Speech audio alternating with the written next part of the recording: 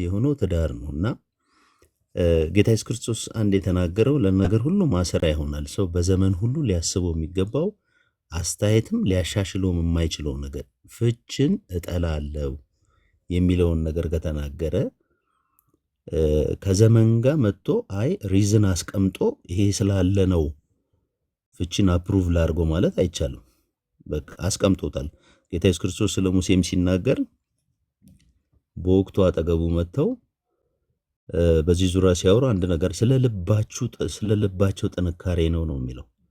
ሙሴ በወቅቱ የተቸገረው በተገኘው ባልተገኘው ይፋቱ ስለነበረ ያንን ለመግታት የተጠቀመበት ምክንያት በዝሙት ካልሆነ ነው ያለው። ጌታ ኢየሱስ ክርስቶስ ግን መጥቶ ምንድነው ያለው? ከመጀመሪያ ግን እንደዚህ አልነበረም። አንድ ወንድ ለአንድ ሴት፣ አንድ ሴት ለአንድ ወንድ ናት ነው። ሰውን ፍችን እጠላለሁ ካለ ከዘመን ጋር ልክ እንደ ቴክኖሎጂ እንደሚቀይረው ዕቃ የእግዚአብሔር ቃል መጥቶ አይቀየርም። ትናንትም ዛሬም እስከ ለዘላለም ያው ነው የእግዚአብሔር ሐሳብ። ስለዚህ ከመሰረቱ አንድ ሶስት ነገር ባስቀምጥበት ምንድነው የመጀመሪያው ሰው ስለ ትዳር እንትኑ ሊኖረው ይገባል። መጀመሪያ ከመግባቱም ብዙ ጊዜ እሱ ቤዝ ነው ተበላሽተው ከገቡ በኋላ ይሄ የትዳር ማኑዋል የሚባል ነገር አለ። ለምሳሌ በወንዱም አቅጣጫ ቢሄድ እንደ ቀላል የሚቆጠሩ ነገሮች አሉ። ጳውሎስ ሲጀምር ምንድነው ያለው? ትዳርን መነሻ ሲያደርግ እድሜው ሲደርስ ያግባ ይላል። እድሜው ሲደርስ ያግባ ሲል ምን እያለን ያለው? እንደ ዘመኑ አባባል ጀላት እየመጠት አትግባ የሚልም ወንድም አለ። ያ ማለት ምንድነው? ይሄ ትዳር የሚለው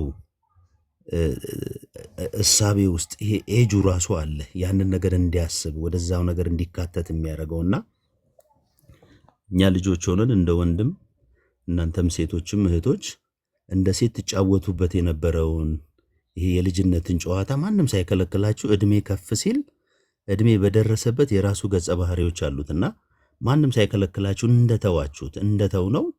ልክ እድሜም ልክ ይሄ የጋብቻ እድሜ ያለው ራሱ እድሜ ስንል የውስጥ ማን ይሄ የሽበት ማውጣት የምንንትን መያዙ አይደለም። ይሄ የውስጥ ማንነት አለ ለዛ የሚዳረገውና አንደኛ እሱን፣ ሁለተኛ የትዳርን ማኑዋል ማወቅ ትምህርቶችን በመውሰድ የእግዚአብሔር ቃል ስለ ትዳር ምን ይላል እንጂ የሆነ ሰርግ ላይ ሰው ስለሄደ ሁለት ሰዎች ተገናኝተው ጋብቻ ስላደረጉ እኛ እንጋባ የሚባል ነገር አይደለም።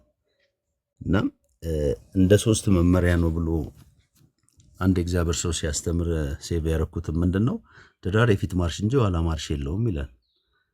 የፊት እንጂ የኋላ የለውም ሲል ምን እያለን ነው? እግዚአብሔር ቃል አፕሩቭ የሚያደርገው ይሄንን ነው። ፍችን እጠላለሁ ካለ ወደፊት እንጂ ወደ ኋላ አይኬድም። እስከየት እስከ ሞት ነው የሚለው። እሱን እግዚአብሔር ይርዳን ነው የትዳሩ ማኑዋል ይሄ ስለሆነ። ሁለተኛ ትዳር ይታመማል ደግሞ ይታከማል ነበር የሚለው። አይታመምም አይደለም፣ ይታመማል ግን ይታከማል። ሶስተኛ ትዳር ውስጥ ሰው እየተማረ ግራጁዌት የማያደርግበት ትምህርት ቤት ነው። እና እነዚህ ሶስቱ መሰረታዊ ነገሮች ናቸው። የመጀመሪያው ትዳር የፊት ማርሽ እንጂ የኋላ ማርሽ የለውም። አሁን ላይ ትልልቅም ትንሽም ሰዎች የኋላ ማርሽ ገጥመው ስለሄዱ በእነሱ ላይ ህይወት አይመሰረትም፣ ጎጆ አይመሰረትም። እግዚአብሔር ያለው እንጂ ሰው ያለው አይደለም የሚሆነው። እና እግዚአብሔር ከመጀመሪያው ትዳር ክቡር ነው ካለ ክቡር ወዳለው ማኑዋል ነው ሰው መገስገስ ያለበት እንጂ በሚስተር ኤክስ እና በሚስተር ዋይ ህይወት ትዳር አይመሰረትም። ስለፈረሰ አይ ትዳር ምን ያደርጋል አይባልም። በግልባጩ እግዚአብሔር ልክ አይደለህም እያልነው ነው። እግዚአብሔር ክቡር ካለው ክቡር ወዳለው ነው በጸጋው እንድረዳ እንዲገባኝ ብዬ ሴቷም ወንዱም ሊገሰግሱ የሚገባው እንጂ በሆኑ ሰዎች ባለመረዳት በአንድም በሌላ በተበላሸ ላይፍ አንደኛ የሚገቡትንም የሚከለክል ስፕሪት ገብተው ያሉትንም የሚያናጋ ስፕሪት ነው። መሰረቱ የእግዚአብሔር ቃል ነው ስንል እግዚአብሔር ምን አለ ስለ ትዳር? አይ ገብታችሁ ቻሌንጅ አለው ገብታችሁ እንደዚህ ይረጋችኋል አይደለም ያለን፣ ክቡር ነው ያለን። በቃ ክቡር ወዳለው ማኑዋል እሱ በሰጠን ጸጋ ሰው በራሱ አይበረታም። የትዳርን ማኑዋል ከማወቅ ጋር የትዳርን ማኑዋል ስንል ምንድነው? በዚህ ውስጥ ብዙ ነገሮች አሉት። ለዛ ነው ተምሮ ማይመረቅበት ትምህርት ቤት ስለሆነ። ለምሳሌ ወንዱ ሲንግል ሆኖ ብቻውን 6 ሰዓት ላይ ደጅ የሚውል ሰውዬ ከጓደኞቹ ከምኖቹ ጋር ጎጆ ሲመሰረት ግን ተቋም ላይ ሲሆን 6 ሰዓት ሊገባ አይችልም። እነዚህን መሰል ብዙውን አሉ። 2 ሰዓት ወይ በጊዜ ለምን ራሱን የቻለ ተቋም አለው፣ አካል አለው። በብዙ ነገር የሚሰበሰብበት ነው። ደጅ ይሮጥበት እንደነበረው ሴቷም እንዲሁ ከብዙ ሰዎች ጋር ኮሙኒኬት የምታደርግበትን ሲንግል ሆና ወደ ጎጆ ስገብ እነዚህን መሰል ብዙ የሚገረዙና የሚስተካከሉ ነገሮች አሉ። እንደ ቀላል የቆጠርናቸው ብዙ ነገሮች ስለሚያበላሹ የትዳር ማንዋል ማለት ትዳር የራሱ ነገር ስላለው ማለት ነውና የአንድ እግዚአብሔር ሰው ይሄን ነበር ያስተምርም የነበረው። በጣም ተጠቅሜበትም ለብዙ ሰዎች የምለው ይሄ ነው። የትዳር ማንዋል ማወቅ በጣም በጣም ወሳኝ ነው። ከቤተሰብ ካኗኗር ጀምሮ በሴቷም በወንዱም በኩል እኔ ቤተሰቦቼ ጋር ብቻዬን ሲንግል እያለሁ የምኖረው ላይፍ ጎጆ ላይ ሲሆን አብሬ መሆነው አይደለም። እንደው ስንገባ ብዙ ልናያቸው የምንችላቸው ነገሮች አሉ በወንድም በሴትም አቅጣጫና በዛኛው ማኔጅመንት ውስጥ ጎጆ ውስጥም ገብተው በዛኛው ማኔጅመንት ውስጥ ወንዱም ሴቷም ተካፋይ የሚሆኑበት ጊዜ አለ። አንዳንድ ወንድ ቤተሰቦቹ ጋር ያለውን ነገር ጨርሶ መጥ እሷን አፕሩቭ አርጊ ሚላት አለ። እሷም ልክ እንደዚሁ እና እነዚህ ቀላል የምንላቸው ናቸው የሚያናጉትና እንዴት ትዳር እንዳይናጋ ትዳር እንዳይፈርስ ምን እናርግ ሲባል የትዳር ማንዋሉን ብንረዳው። ማንዋላችን ደግሞ የእግዚአብሔር ቃል ነው። እግዚአብሔር ረድቷቸው ደግሞ በእግዚአብሔር ጸጋ ታግዘው ቀጥ ብሎ ይሄድ አይደለም የትዳር። አንድ ወቅት እድሉ ገጥሞኝ ምናልባት ፓስተር ደሞዝ እዚህ በነበረ ጊዜ እሲ ኮሌጅ ውስጥ ተዘጋጅቶ አንዴም ተካፍዬ ነበር እና በጣም የገረመኝ ብዙ ሰው ፊትም ሲቀርብ ጤናማውን ነገር ነው የሚያነሳው። ግን ለሰው የሚጠቅመው ትዳር ውስጥ ቅዝቃዜውም ሙቀቱም አለ፣ ጉርለቱም ሙላቱም እሱን ሼር ስናደርግ ሊገቡ ያሉ ሰዎች ልባቸው ሰፍቶ ነው የሚገቡት እና ጥሩን ነገር ብቻ ነግረናቸው ገብተው ደንብረው የሚሸሹም አሉ። በዛ ውስጥ እንዴት ነው ተቻችሎ የሚካሄደው? እንኳን ከተቃራኒ ጾታ ከተሰጠችኝ አካል ጋር አይደለም ከራሴ ጋር መጋጭ ሰው እኮ ነኝ እኮ።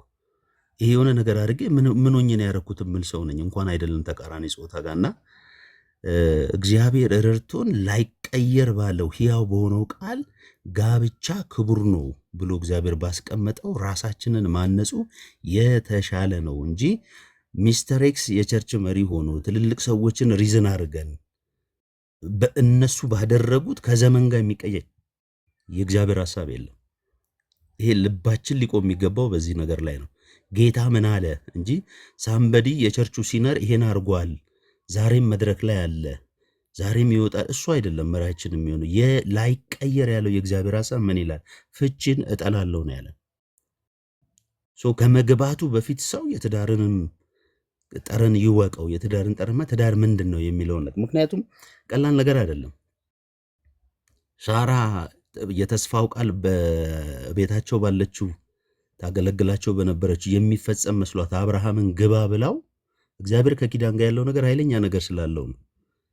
እና በሆነ ሰዓት ላይ ደግሞ ወልዳ አልመች ሲላት አስወጣልኝ ስትል ጥፋቷ የሳራ ነው።